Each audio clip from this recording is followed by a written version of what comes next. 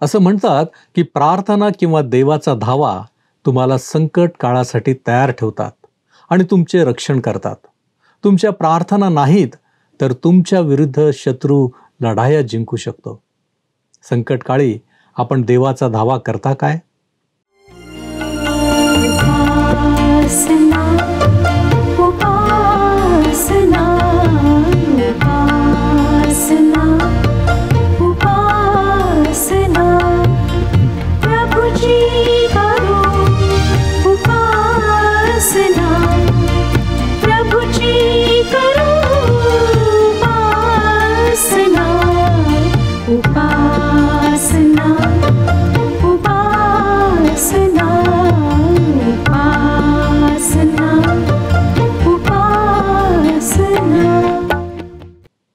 सर्व सृष्टीचा निर्माणकर्ता परमेश्वर याच्या नावाला मान, महिमा आणि गौरव सदा सर्व काळ असो. उपासना कार्यक्रमामध्ये आपले स्वागत आहे. प्रियांनो, या दिवसांमध्ये आपण संकट काळाविषयी अनेक वेळा अध्ययन केले आहे. आपणास ठाऊक आहे की आपल्यावर संकट येऊ नये असे अनेकांना वाटते, कारण संकटांमुळे आम्हाला तोटा आहे.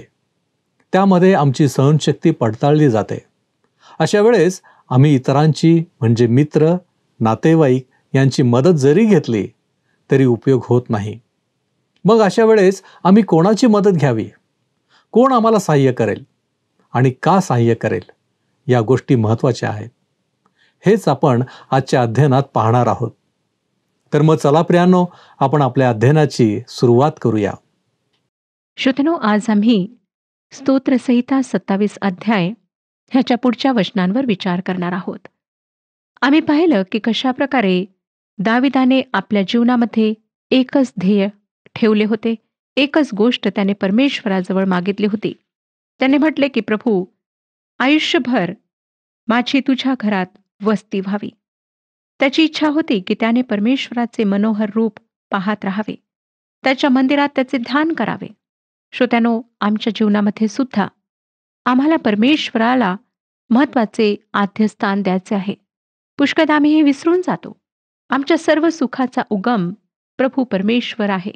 म्हणून प्रभू येशू ख्रिस्ताने आपल्या शिष्यांना मत्ते शुभवर्तमान 6 अध्याय 31 ते 33 या वचनांमध्ये सांगितले, यास्तव काय खावे, काय प्यावे, काय पांघरावे असे म्हणत काळजी करीत बसू नका, कारण ही सर्व मिळविण्यास विदेशी लोक खटपट करीतात.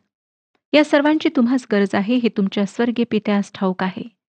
तर तुम्ही प्रथम त्याचे राज्य व त्याची धार्मिकता मिळवायची खटपट करा, म्हणजे त्याबरोबर ती ही सर्व तुम्हास मिळतील. प्रिय श्रोत्यांनो, मार्था व मरिया या 2 बहिणींची गोष्ट तुम्हाला माहीतच असेल. मार्थेला स्वयंपाकाची, घरातल्या कामाची इतकी काळजी पडली होती की तिला येशू ख्रिस्तापासून जीवनी वचन ऐकण्यासाठी वेळ नव्हता.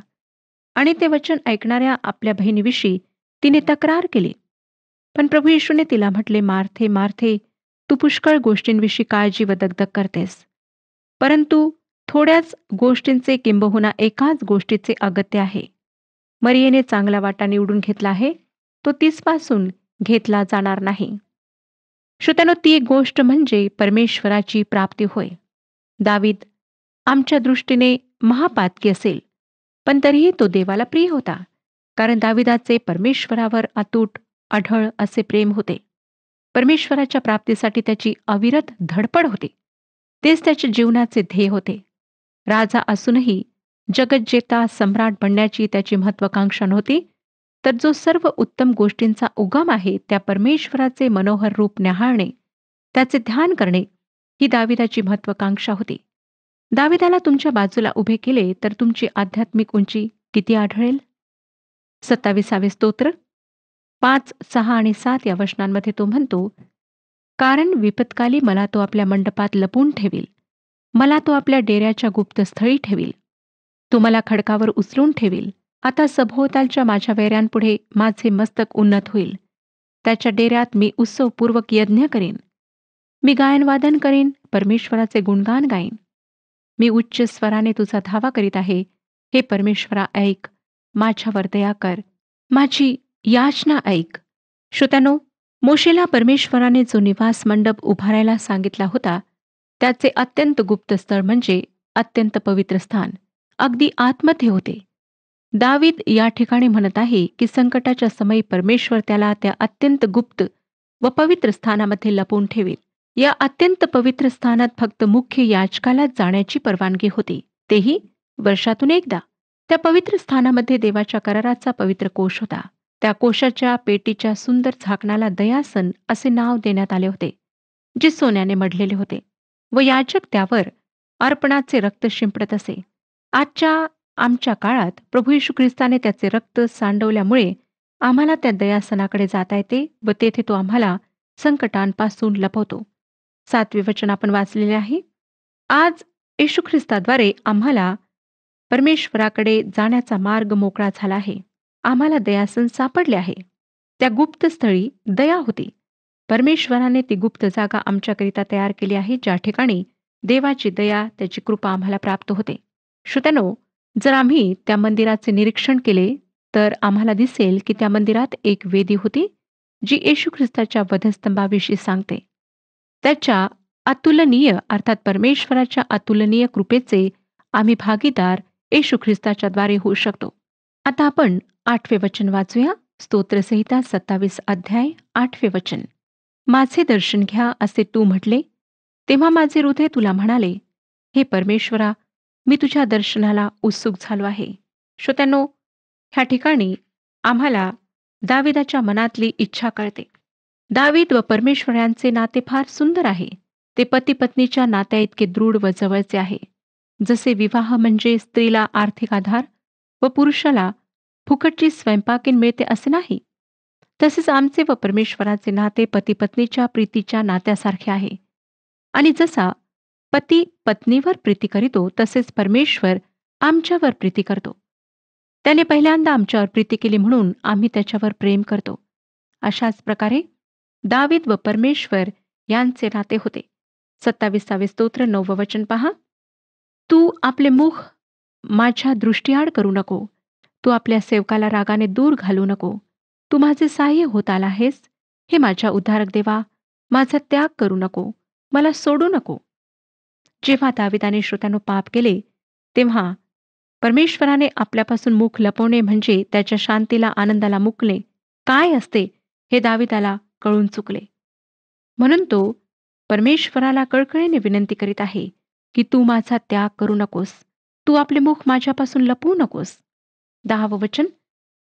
या वचनाचा मतितार्थ हा आहे की जरी आमच्या जन्मदात्या आईवडिलांनी काही कारणास्तव आमचा त्याग केला, आमच्याकडे पाठ फिरवली, तरी परमेश्वर आमचा त्याग करणार नाही. परमेश्वर यशायाचे पुस्तक 49वा अध्याय 15 आणि 16 वचनांमध्ये आपल्या लोकांना अभिवचन देऊन म्हणतो. यशायाचे पुस्तक 49 अध्याय 15 आणि 16 वचने. स्त्रीला आपल्या पोटच्या मुलाची करुणा येणार नाही, एवढा तिला आपल्या तान्ह्या बाळाचा विसर पडेल काय? कदाचित स्त्रियांना विसर पडेल, पण मी तुला विसरणार नाही. पहा, मी तुला आपल्या तळहातावर कोरून ठेविले आहे. श्रोत्यानो, दाविदाचा भरोसा या प्रेमळ प्रभू परमेश्वरावर होता. 11 आणि 12 वचने पुढे आम्हाला सांगतात.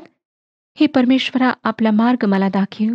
लोक माझ्या पाळतीवर बसले आहेत, म्हणून मला धोपट मार्गाने ने. माझ्या शत्रूंच्या इच्छेवर मला सोपवू नको, कारण खोटे साक्षीदार व निष्ठुरपणाचे फुतकार टाकणारे माझ्यावर उठले आहेत. कित्येकदा आमच्या चुका काढण्यासाठी, आमच्यावर टीका करण्यासाठी आमचे शत्रू आमच्यावर टपून बसतात. परंतु अशा वेळेस परमेश्वर दाखवतो त्या मार्गाने चालणे फार सुरक्षित आहे. तो आपल्या दयेने आम्हाला आमच्या शत्रूंसमोर पडू देत नाही. 13वे वचन पुढे वाचूया. ह्या जिवंताच्या भूमीवर परमेश्वर खात्रीने माझे कल्याण करेल. आज सुद्धा जगात आम्हाला परमेश्वराचे चांगुलपण पाहावयास मिळते. दाविदाच्या प्रार्थना परमेश्वराने ऐकल्या व त्याची देवावरची श्रद्धा अधिक दृढ झाली. 14वे वचन. परमेश्वराची प्रतीक्षा कर, खंबीर हो, हिंमत धर, परमेश्वराचीच प्रतीक्षा कर. श्रोत्यानो, आमची भीती, आमचा घाबरटपणा तेव्हाच दूर होईल जेव्हा आम्ही परमेश्वराची प्रतीक्षा करू, खंबीर हो. जेव्हा आम्ही असे करू तेव्हा देव आमची मने मजबूत करेल. या स्तोत्राद्वारे परमेश्वराने आज जे काही आम्हाला शिकवले ते आम्ही नीट लक्षात ठेवले तर आयुष्यातल्या सर्व संकटांना धैर्याने समोर जाण्यासाठी आम्ही खंबीर होऊ. आता आपण 28व्या स्तोत्राचा अभ्यास करणार आहोत. संकटाच्या वेळेस परमेश्वराचा धावा ही या स्तोत्राची मध्यवर्ती कल्पना आहे. या प्रार्थनेमध्ये आपल्या शत्रूंना कठोर शासन केले जावे अशी विनंती करण्यात आली आहे. तसेच भावी सुटकेविषयीच्या विश्वासाने स्तुती देखील करण्यात आली आहे. पहिलं वचन, 28वा अध्याय, पहिले वचन वाचूया. हे परमेश्वरा, मी तुझा धावा करीतो. माझ्या दुर्गा, माझे न ऐकलेसे करू नको. तू माझ्याशी मौन धरिल्यास गर्तेत पडणाऱ्यांसारखी माझी गती होईल. पूर्वीच्या काळात किल्ले व दुर्ग यांचे केवढे महत्त्व होते हे आपल्याला माहीतच आहे. इस्रायलला खडकाविषयी माहीत होते. इस्रायलांनी त्याला नाकारले. मोशेने म्हटले, इस्रायल परमेश्वराला विसरला. ज्याने त्याला रचले त्यांनी त्याला कमी लेखले. त्याच्या तारण दुर्गाला त्यांनी कमी लेखले. खडकावर आम्ही उभे राहू शकतो. मजबूत असा पाया आम्हाला मिळतो. आज एका विश्वासणाऱ्या व्यक्तीला खडक काय आहे ते माहीत आहे. प्रेषित पौल करिंथकरास पहिले पत्र 3 अध्याय आणि 11व्या वचनात लिहितो, येशू ख्रिस्त हा जो घातलेला पाया, त्याच्यापासून दुसरा पाया कोणाला घालता येत नाही. श्रोत्यांनो, शत्रूंपासून स्वतःचा बचाव करण्यासाठी एक अत्यंत सुरक्षित असलेले ठिकाण आणि दावीद परमेश्वराला त्याचा दुर्ग असे म्हणत आहे. याविषयी पवित्र शास्त्र आम्हाला 34वे स्तोत्र 22व्या वचनात सांगते की परमेश्वराचा आश्रय धरणारा कोणीही दोषपात्र होत नाही. अशा या आपल्या आश्रयाने आपल्याला फजित करू नये अशी दाविदाची कळकळीची प्रार्थना आहे. त्याला ठाऊक आहे की त्याचा हा आश्रय जर त्याच्या मदतीस आला नाही तर त्याचा नाश होईल. स्तोत्रसंहिता 28 अध्याय आणि 2ऱ्या वचनात तो म्हणतो, मी तुझा धावा करीतो, तुझ्या पवित्र गाभाऱ्याकडे हात वर करीतो, तेव्हा माझी दीनवाणी ऐक. या ठिकाणी पवित्र गाभारा म्हणजे परमेश्वराच्या निवास मंडपातील दयासन. आज आमच्यासाठी प्रभू येशू ख्रिस्त हे ते दयासन आहे आणि त्याच्या नावात आम्ही परमेश्वराजवळ जर काही मागू तर तो आम्हाला दिल्याशिवाय राहत नाही. परमेश्वर प्रार्थना ऐकणारा देव आहे. तो खरा व जिवंत प्रभुदेव आहे आणि तो आपल्याला प्रार्थनेची उत्तरे देणार आहे. हा दाविदाचा विश्वास आहे म्हणून तो 6 ते 9 या वचनांमध्ये देवाचे गुण गौरव करतो.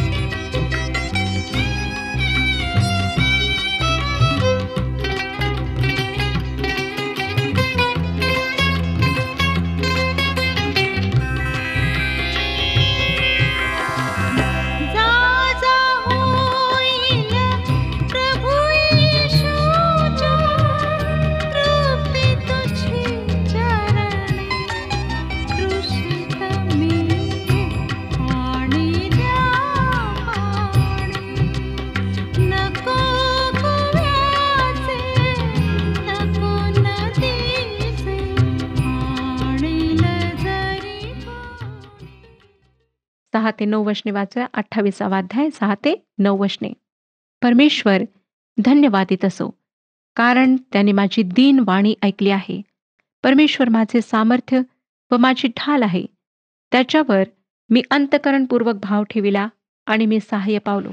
म्हणून माझे हृदय उल्हासते. मी गीत गाऊन त्याचे स्तवन करीन. परमेश्वर आपल्या लोकांचे सामर्थ्य आहे. तोच आपल्या अभिषिक्ताचा तारणदुर्ग आहे. तू आपल्या लोकास तार, आपल्या वतनाला आशीर्वाद दे. त्याचा प्रतिपाळ कर, त्या सदोदित वाहून ने. श्रोत्यानो, परमेश्वर सर्व सामर्थ्यशाली आहे. त्याचे सामर्थ्य मानवी बुद्धी सामर्थ्यापलीकडचे आहे. तो त्याच्या लोकांसाठी संरक्षण करणारी ढाल आहे. तो विश्वासास पात्र आहे. तो आपली अभिवचने पूर्णत्वास नेणार आहे. कधीकधी आम्ही म्हणतो, काय तो माझे सामर्थ्य आहे, माझे संरक्षण आहे, तो आमची प्रार्थना ऐकतो. मग प्रार्थना ऐकल्यानंतर तो काय करतो? दावीद म्हणतो की मी गीत गाऊन तुझी स्तुती करीन. त्याची स्तुती करणे, त्याचे आभार मानणे आम्ही विसरायला नको. तो त्याच्या निवडलेल्या लोकांचे संरक्षण करतो. तो त्यांचे सामर्थ्य आहे. अभिषिक्त म्हणजे मसीहा ख्रिस्त, ज्याचा उल्लेख स्तोत्रांमध्ये इस्रायलांचा सोडविणारा असा केला गेला आहे. यशायाचे पुस्तक 40वा अध्याय आणि 11वे वचन सांगते. यशायाचे पुस्तक 40वा अध्याय 11वे वचन. मेंढपाळाप्रमाणे तो आपल्या कळपास चारील, कोकरे आपल्या कवेत घेऊन उराशी धरून वाहील आणि पोरे पाजणाऱ्यास सांभाळून नेईल. होय श्रोतानो, आमचा परमेश्वर आमची ढाल आहे. तो विश्वासास पात्र आहे. तो आपली अभिवचने पूर्णत्वास नेणार आहे. मानव कित्येकदा विश्वासघात करतो, दिलेले वचन पाळत नाही. परंतु मानवाप्रमाणे परमेश्वर चंचल वृत्तीचा नाही. या जिवंत, खऱ्या, सामर्थ्यशाली परमेश्वराचा आपण कधी अनुभव घेतला आहे काय? दाविदाच्या या जिवंत परमेश्वराला जर तुम्ही ख्रिस्ताद्वारे कधी साथ घातली नाही, तर आज आपण घालू शकता. तो नक्कीच तुम्हाला प्रतिसाद देईल. येशू ख्रिस्त हा आमचा उत्तम मेंढपाळ आहे. तो आमचा प्रतिपाळ करेल, आम्हाला वाहून नेईल. 29व्या स्तोत्राची प्रस्तावना आता आपण पाहणार आहोत. विजेच्या गडगडाटामध्ये परमेश्वराची वाणी ही या स्तोत्राची मध्यवर्ती कल्पना आहे. हे स्तोत्र निसर्गाविषयी आहे. या स्तोत्रामध्ये वादळातली उदासीनता आहे, ढगांचा गडगडाट आहे, विजेचे चमकणे आहे आणि भयावह वातावरण आहे. हिब्रू काव्याचा हे स्तोत्र एक उत्कृष्ट नमुना आहे. या स्तोत्राची सुरुवात पहा कशी गौरवशाली आहे. दावीद म्हणतो, अहो दिव्य दूत हो, परमेश्वराला श्रेय द्या. परमेश्वराला गौरव व सामर्थ्य यांचे श्रेय द्या. परमेश्वराला त्याच्या वैभवी नामाचे श्रेय द्या. पावित्र्याने युक्त होऊन त्याची आराधना करा. या वचनाद्वारे दावीद आमचे विचार उदात्त अशा परमेश्वराकडे वळवतो. शेवटची वचने पुन्हा देवाला मोठे गौरव देतात. परमेश्वर जलप्रलयावर आरूढ होतो. परमेश्वर राजस्थानावर सर्व काळ बसलेला आहे. परमेश्वर आपल्या लोकास सामर्थ्य देईल. परमेश्वर आपल्या लोकास शांतीचे वरदान देईल. परमेश्वराचा संपूर्ण निसर्गावर, मग निसर्गाने कितीही रौद्र रूप धारण केलेले असो, ताबा आहे. आणि आमचे जीवन जर त्याच्या अधीन असेल, तर त्या जीवनातल्या संकटांवर देखील त्याचा ताबा आहे. श्रोत्यानो, जर आपण जीवनातील कुठल्याही भयंकर संकटात सापडलेले आहात, तर इकडे तिकडे धाव न घेता देवाच्या वचनांकडे वळा आणि स्तोत्र 29 वाचा. ह्यामध्ये भयंकर भीषण वादळात संकटात सापडलेल्यांसाठी संदेश आहे. श्रोत्यानो, आम्ही ह्या स्तोत्राची प्रस्तावना पाहिली. या मध्यवर्ती कल्पनेचा विकास अर्थात ढग, वीज यांच्या कडकडाटामध्ये परमेश्वराची वाणी, जी आम्ही मध्यवर्ती कल्पना पाहिली, तिचा विकास या स्तोत्राच्या 3 ते 10 या वचनात करण्यात आला आहे. परमेश्वराच्या वाणीचा 7 वेळा उल्लेख करण्यात आला आहे. उदाहरणार्थ, परमेश्वराचा ध्वनी जलाशयावर आहे, परमेश्वराचा ध्वनी प्रबल आहे, परमेश्वराचा ध्वनी प्रतापमय आहे वगैरे. दावीद आपल्या प्रशासकीय कामात युद्धामध्ये गुंतून पडणारा माणूस नव्हता. त्याला निसर्गाची ओढ होती आणि त्याचे निसर्गाचे निरीक्षणही बारकाईचे असे. तो सिंहासनारूढ असूनही त्यावरच बसून राहणारा नव्हता. तरी सुद्धा जेव्हा ते वादळ आले, तेव्हा तो येरुशलेम शहरात होता, आपल्या महालात होता, जो सिनाय पर्वतावर होता, जेथून त्याला सर्व बाजूचे मनोरम दृश्य दिसू शकत होते. ईशान्येकडे दृष्टी टाकल्यावर त्याला दिसत होते की ढग कसे एकत्रित होत आहेत आणि वादळाची सुरुवात कशा प्रकारे होत आहे. या स्तोत्रामध्ये त्याने रौद्र स्वरूप धारण करणाऱ्या झंझावाती वादळाचे वर्णन केले आहे. या स्तोत्राचा अभ्यास सुरू करण्यापूर्वी येरुशलेम शहराचे भौगोलिक स्थान लक्षात घेणे आवश्यक आहे असे मला वाटते. तुमच्या पवित्र शास्त्रामध्ये मागच्या बाजूला जर नकाशे असतील, येरुशलेमेचे स्थान दाखवणारा नकाशा पहा. हा नकाशा पाहत असताना तुम्हाला तुमच्या डाव्या हाताकडे पश्चिमेला भूमध्य समुद्र दिसेल, तर उत्तरेकडे वर 2 पर्वतांच्या रांगा दिसतील. हैफाच्या बाजूला कर्मेल पर्वत व हर्मोन पर्वत आहे. पूर्वेकडे गालिल समुद्र आहे. एस्ट्रोनचा सखोल प्रदेश, यार्देन नदी व मृत समुद्र आहे. शम्रोनमध्ये एबाल व गिर्जिम हे पर्वत आहेत आणि उत्तरेकडे जवळच खडतर चिंचोळा प्रदेश आहे. येरुशलेमच्या उत्तरेला बेथेल, आय व अनाथोत ही शहरे आहेत. येरुशलेम शहरातून तुम्ही पश्चिमेकडे पाहिले तर तुम्हाला जोप्पा शहर दिसेल. पश्चिमेकडे येरिहो शहर आहे. दक्षिणेकडे यहुदाचा वाळवंटी प्रदेश आहे. दावीद आपल्या सिनाय पर्वतावरील महालातून जे येरुशलेमेतले सर्वात उंच ठिकाण होते, तेथून हा सर्व भूप्रदेश पाहू शकत होता. आता आपण ह्याची पहिली 2 वचने वाचूया. 29 स्तोत्र, पहिली 2 वचने. अहो दिव्य दूत हो, परमेश्वराला श्रेय द्या. परमेश्वराला गौरव व सामर्थ्य ह्यांचे श्रेय द्या. परमेश्वराला त्याच्या वैभवी नावाचे श्रेय द्या. पावित्र्याने युक्त होऊन परमेश्वराची आराधना करा. या ठिकाणी स्तोत्रकर्ता या पृथ्वीवर जे बलवान शक्तिशाली लोक आहेत त्यांना उद्देशून बोलत आहे. त्यांनी आपल्या बद्दल व सामर्थ्याबद्दल परमेश्वराला श्रेय द्यावे, त्याबद्दल त्याला गौरव द्यावे असा बोध तो त्यांना करीत आहे. तसेच त्यांनी तारणारच्या अधीन असावे असेही तो त्यांना सांगत आहे. हा बोध केल्यानंतर दावीद त्या भयंकर वादळाचे वर्णन करतो. 3 आणि 4 वचने पहा. परमेश्वराचा ध्वनी जलामधून चढत आहे. प्रतापशाली देव गर्जना करीत आहे. परमेश्वर जलाशयावर आहे. परमेश्वराचा ध्वनी प्रबल आहे. परमेश्वराचा ध्वनी प्रतापमय आहे. दावीद त्या भयंकर वादळाचे वर्णन करीत आहे. ही तर वादळाची सुरुवात आहे. वायव्य दिशेला दूरवर गडगडाट होत आहे आणि विजा चमकत आहेत. हळूहळू वादळाची गती वाढत आहे आणि ते येरुशलेमेच्या दिशेने सरकत आहे. यहोवा देवाचा ध्वनी त्या गडगडाटात आहे. दावीद आपल्या महालातून येणारे वादळ पाहत आहे. तो सोसाट्याच्या वाऱ्याचा आवाज ऐकत आहे. आभाळातले ढग काळे कुट्ट व भयावह संतप्त दिसत आहेत आणि सूर्य त्या ढगांमध्ये लपल्यामुळे भर दुपारी अंधार पडला आहे. हळूहळू ढगांचे गडगडणे, विजांचा कडकडाट वाढत आहे. हा काही पावसाळ्यातला पाऊस नव्हता. एक साधारण वादळ नाही, तर ते चक्रीवादळ होते. हे वादळ भूमध्य समुद्राच्या किनाऱ्यावर येऊन थडकते आणि त्याच्या आगमनाने महाकाय लाटा मोठा नाद करून किनाऱ्यावर आदळतात आणि लगेचच हे वादळ भूमीवर प्रवेश करते. उत्तरेकडून दक्षिणेकडे जाणाऱ्या या वादळातून येरुशलेमेची सुटका होणार नाही आणि या वादळात परमेश्वराचा भयप्रद प्रतापशाली ध्वनी ऐकायला येतो. 5 वचन पहा. परमेश्वराचा ध्वनी देवदारू मोडितो. परमेश्वर लबानोनाच्या देवदारूचा चक्काचूर करीतो. जसं ढगांचा गडगडाट व वादळाचा वेग वाढतो, तसे लबानोन थरथरते.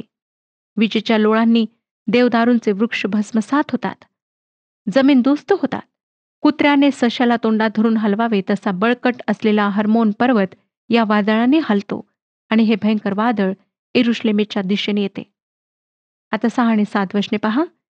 तो त्यास वासराप्रमाणे उसळवायास लावितो. लबानोन व सियोन ह्यांना रान बैलाच्या वस्साप्रमाणे उसळवायास लावितो. या वादळाच्या आगमनाने संपूर्ण येरुशलेम शहरात स्मशान शांतता पसरते. रस्ते निर्मनुष्य होतात. या वादळातही परमेश्वराचा आवाज ऐकण्यासाठी तो संयमाने वाट पाहत आहे. 8 वचन. परमेश्वराचा ध्वनी वने कंपायमान करीतो. परमेश्वर कादेशचे वन कंपित करीतो.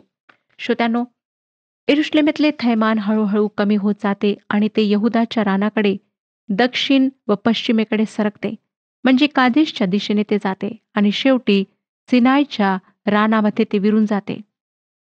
वादळ संपुष्टात आल्यानंतर हवा ताजी बनते. मग दाविदाला किद्रोनच्या दरीतील पाण्याचा खळखळाट ऐकू येतो. 9 वचनात तो म्हणतो, परमेश्वराचा ध्वनी हरिणीस गर्भ गाळावयास लावितो आणि वनवृक्ष पर्णहीन करीतो. त्याच्या मंदिरात सर्वत्र महिमा महिमा असा ध्वनी दुमदुमतो. असं वाटतं श्रोत्यांनो, या वादळामुळे काहीतरी चांगले सिद्धीस गेले आहे. 10वं वचन, परमेश्वर जलप्रलयावर आरूढ होतो, परमेश्वर राजासनावर सर्व काळ बसलेला आहे. 11व्या वचनात तो म्हणतो, परमेश्वर आपल्या लोकांस सामर्थ्य देईल, परमेश्वर आपल्या लोकांस शांतीचे वरदान देईल. होय श्रोत्यांनो, आमच्या सर्व परिस्थितीत परमेश्वर आम्हाला सामर्थ्य देतो आणि शांती पुरवतो. परमेश्वर आपणा सर्वांस आशीर्वाद देवो.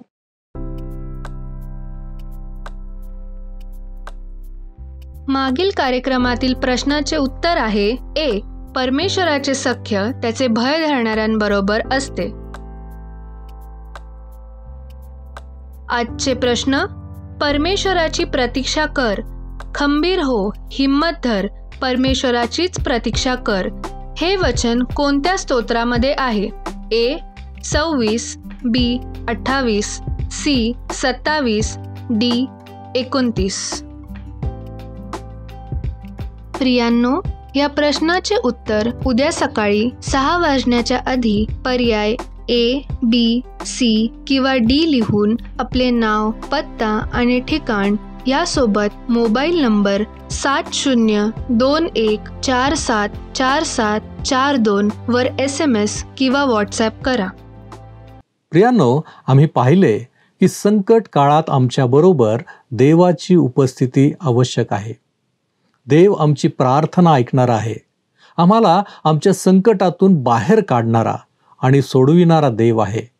फक्त आम्ही त्याच्याकडे धावा केला पाहिजे. तोच आमचे सामर्थ्य आणि आमची ढाल आहे. प्रियांनो, काय संकट काळात आपण परमेश्वराचा धावा करतो? काय तो आमचे सामर्थ्य आणि आमची ढाल आहे असे आम्ही स्वीकारतो? आपण विचार करूया. आपण प्रार्थना करू. आमच्यावरती प्रीती करणाऱ्या आमच्या महान प्रेमळ परमेश्वरा, तुझ्या नावाला धन्यवाद देतो प्रभूजी. तू आज आम्हाला पुन्हा एकदा आठवण करून दिलेली आहेस की तू सर्व समर्थ देव आहेस, ज्याच्यावरती आम्ही विश्वास ठेवावा. कारण आमच्या संकट काळामध्ये आमचे मित्र, नातेवाईक कोणी आम्हाला मदत करू शकत नाही.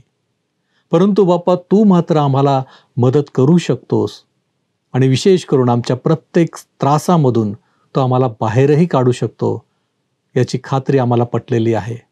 आणि म्हणून प्रभूजी, आमच्या उर्वरित आयुष्यामध्ये आम्ही सातत्यानं तुझ्यामध्ये राहावं आणि प्रभूजी, तुझी उपस्थिती आमच्या जीवनामध्ये असावी, यासाठी आम्ही तुला विनंती करतो. होय प्रभूजी, तू ये, आमच्या अंतःकरणामध्ये तू वस्ती कर. तारणारा प्रभू येशू ख्रिस्त याच्या गोड आणि गौरवी नावात ही प्रार्थना केली आहे, म्हणून तू ऐक. आमेन. विश्वास ठेवा आणि देवाचे गौरव पहा. प्रभू आपणाबरोबर सदैव असो.